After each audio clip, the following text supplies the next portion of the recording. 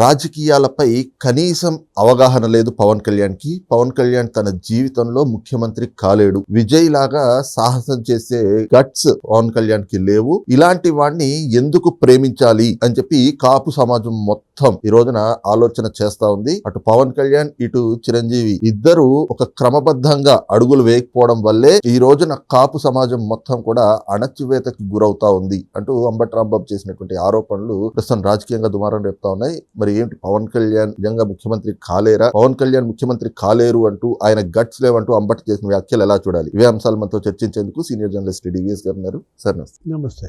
Sir, Pawan Kalyan కి guts లేవు, విజయ్ లాగా సాహసం చేయలేడు, ఆయన ఇంకా జీవితంలో ముఖ్యమంత్రి కాలేడు. పవన్ కళ్యాణ్, చిరంజీవి వీళ్ళిద్దరూ వేసిన అడుగులు తప్పటడుగులు. ఈ రోజున కాపు సమాజం అంతా కూడా అదే భావనలో ఉంది. కాపు సమాజం అణచివేతకి వీళ్ళు చేస్తున్నటువంటి ఈ తరహా రాజకీయమే కారణం అంటూ అంబటి రాంబాబు చేసిన వ్యాఖ్యలు ఎలా చూడాలి? ఒక ఏళ్ళు నీ వైపు చూపిస్తే 4 ఏళ్ళు ఎటు చూపిస్తున్నాయి? నా వైపేనా? ఇప్పుడు చిరంజీవి, పవన్ కళ్యాణ్ తప్పటడుగులు, నువ్వు అడుగులు. అంబటి రాంబాబు అడుగులు ఏ అడుగులు? తప్పుటడుగులా కాదా? తప్పటడుగులు కాదు, నీది అసలు తప్పుటడుగులు. వాళ్ళైనా కనీసం కింద పడ్డా మళ్ళీ పైకి లెగుస్తున్నారు, నువ్వు కింద పడి ఖర్చుకుపోతున్నావు. 4 నెలల నుంచి అంబటి రాంబాబు ఎక్కువగా కాపు సమాజం గురించి మాట్లాడుతున్నాడు.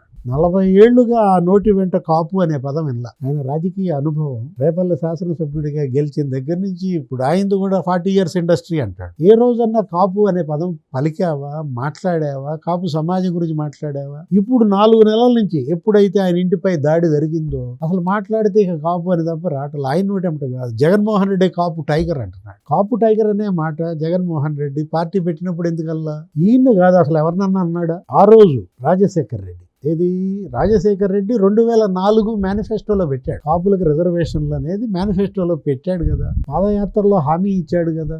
నువ్వు ఆ పాదయాత్రలో ఆయన వెంట పాల్గొన్నావుగా. రాజశేఖర రెడ్డికి పెట్టు పాదయాత్రలో. అప్పుడు ఆయనకు కుడి భుజం లగడపాటి రాజగోపాల్, ఎడమ భుజం అంబటి రాంబాబు. రాజశేఖర రెడ్డి ఎందుకని నువ్వు నిలదీయలే? మేనిఫెస్టోలో హామీ నెరవేర్చండి వైఎస్, లేదు పాదయాత్రలో మీరు ఇచ్చిన హామీ కాపు రిజర్వేషన్లు అమలు చేయండి, పెట్టండి, చట్టం తెండి అని నువ్వు ఆ రోజు 5 ఏళ్ళు ఆయన ముఖ్యమంత్రిగా ఉన్నాడు కదా. 2009లో మళ్ళా అయ్యాడు కదా. పెట్టించావా? కాపులకి అంబటి రాంబాబు, లేకపోతే రాజశేఖర్ రెడ్డి, జగన్మోహన్ రెడ్డి, వైఎస్ఆర్ కాంగ్రెస్ చేసిన మేలేంటి? మేలు చేయకపోగా కీడు చేశారు. దామోదరం సంజీవయ్య ఎవరో ఇచ్చారంట వీళ్ళకి రిజర్వేషన్స్.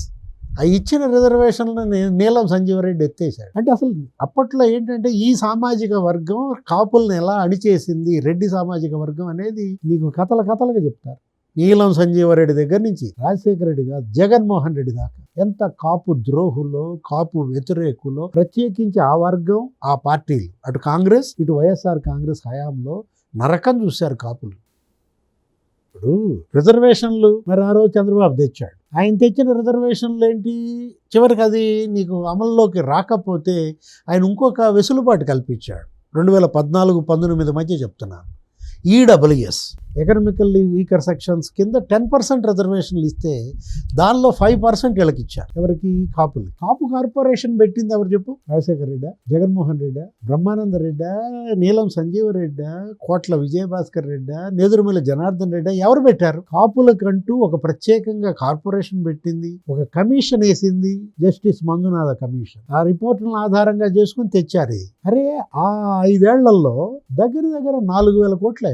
సంవత్సరానికి 1,000 కోట్లు అన్నారు, కానీ 5,000 కోట్లు ఇవ్వలేదు, కానీ 4,000 కోట్లు బడ్జెట్ పెట్టారు. దాంట్లో కూడా చెప్పన 3,600 కోట్లు ఖర్చు పెట్టారు. ఆ రోజు ఆ పీరియడ్ నిజంగా గోల్డెన్ పీరియడ్. ఏది? కాపులకు మాత్రం 2014-19 చంద్రబాబు హయాంలో నీకు కొన్ని స్టాటిస్టిక్స్ జస్ట్ కొద్దిగా వివరిస్తా చూడు. కాపు పారిశ్రామికవేత్తలకు MSMEలో 10 లక్షల రూపాయలు సబ్సిడీ ఇచ్చారు. ఎంటర్ప్రెన్యూర్స్ కి 10 లక్షల రూపాయలు సబ్సిడీ ఇచ్చారు. నెక్స్ట్ వాళ్ళ స్వయం ఉపాధికి కాపు యువతకి 1,00,000 నుంచి 50,000 సబ్సిడీ ఇచ్చారు. కార్పొరేషన్ ద్వారా 3,600 కోట్లు ఖర్చు పెట్టారన్నానే.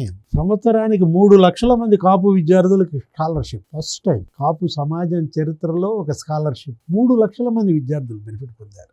365 మంది విద్యార్థుల్ని 2016లో విదేశాలకు పంపారు. విదేశీ విద్య అసలు అదృష్టం. 10 లక్షలు అన్నమాట ఒక్కొక్కరికి. 2017లో 789 మందిని పంపారు. 2018లో ఇంకొక 700 మంది. అంటే ఈ విధంగా అటు సివిల్ పరీక్షలకు రాసే కోచింగ్ వాళ్ళకి 10,000 స్టైఫండ్ నెలకు 9 నెలల పాటు అన్నమాట. కాపు భవన్ల నిర్మాణం, ప్రతి జిల్లాలో కాపు భవన్, ఇట్లా అనేక సంక్షేమ కార్యక్రమాలు కాపులకు చెరువు చేస్తే చంద్రబాబు అంటే కాపు ద్రోహి అంట, తెలుగుదేశం కాపు వ్యతిరేక పార్టీ అంట. ఇప్పుడు మీరు అదే ఏది మెగా బ్రదర్స్ విజయ్తో పోలుస్తారు. అక్కడ సింగిల్గా వెళ్ళింది ఆ సింహం కాబట్టి ఆయన ముఖ్యమంత్రి అయ్యాడు. మరి ఈ సింహాలు సింగిల్గా ఎందుకు వెళ్ళవంటారు? వెళ్ళారుగా, విజయ్ కన్నా ముందు వెళ్ళారు వీళ్ళు. ఎవరు?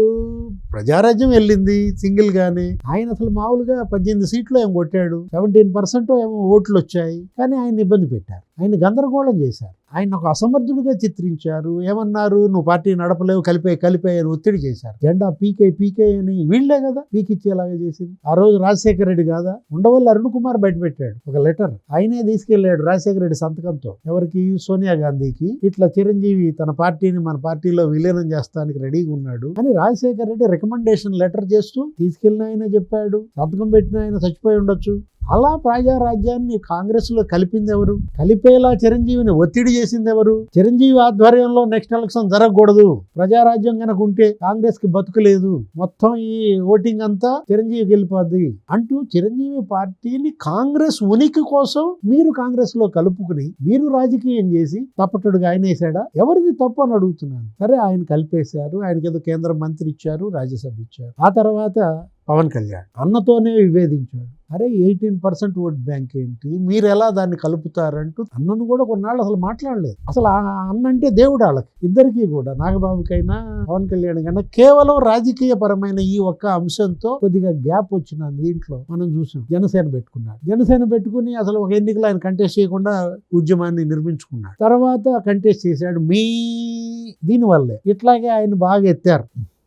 సింహం సింగిల్ అంటే మీ లాభం కోసం, మీ ఓట్ల చీలిక కోసం, జగన్ ని ముఖ్యమంత్రి చేయటం కోసం పవన్ కళ్యాణ్కి ఆ సీఎం పదవి అది బాగా చూపించి ఏం చేశారు? సింగిల్ గా కంటెస్ట్. సిపిఎం అలయన్స్ 128 పోటీ చేస్తే 123 డిపాజిట్లు పోయినాయి. ఆయన 2 చోట్ల ఓడిపోయాడు. ఒకటి గెలిచాడు కదా పాపం. ఆ గెలిచిన ఆయన వదిలేయొచ్చుగా, అతను కూడా మీరు లాక్కున్నారు. ఆ రోజు ప్రజారాజ్యాన్ని ఏది చేయాలని చూశారో ఇదే కాంగ్రెస్ తిమింగలాలు ఇప్పుడు జనసేనను కూడా మింగేయాలని చూశారు. రాపాక వరప్రసాదరావుని వైఎస్ఆర్ కాంగ్రెస్ పార్టీలో లాక్కోవడం ద్వారా ఏం చేశాడు? మేల్కొన్నాడు, భవిష్యత్తు ఆలోచించుకున్నాడు, 20 ఏళ్ల సుదీర్ఘ భవిష్యత్తు కోరుకున్నాడు. నాతో పాటు ఎవరు ట్రావెల్ చేస్తాడో 20 ఏళ్ళు వాళ్ళేరండి, వాళ్ళ కింద కట్టెలు పెట్టేవాళ్ళు రావద్దన్నాడు. ఈ ముద్రగడ పద్మనాభం లేకపోతే చేగొండి హరిరామ్ జోగయ్య వీళ్ళు లేఖల మీద లేఖలు చెడగొట్టాలని చాలా చూశారు. కానీ మొండిగా ఒకటే బాణం, ఒకటే అజెండాగా ఆ రోజు వైసీపీ విముక్త భారత్ అన్నాడు. హలో ఏపీ, బై వైసీపీ అన్నాడు. చంద్రబాబుతో ములాఖత్ అయ్యాడు. అసలు బ్రహ్మాండంగా గన్ షాట్ గా 100% స్ట్రైక్ రేట్.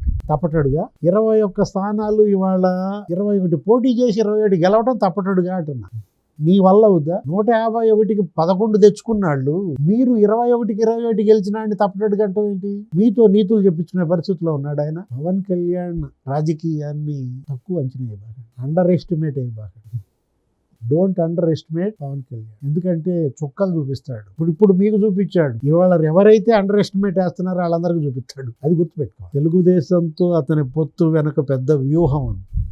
తెలుగుదేశంతో పొత్తు వెనక పవన్ కళ్యాణ్ పెద్ద వ్యూహం. అది అంబటి రాంబాబు లాంటి వాళ్ళకి అర్థం కాదు.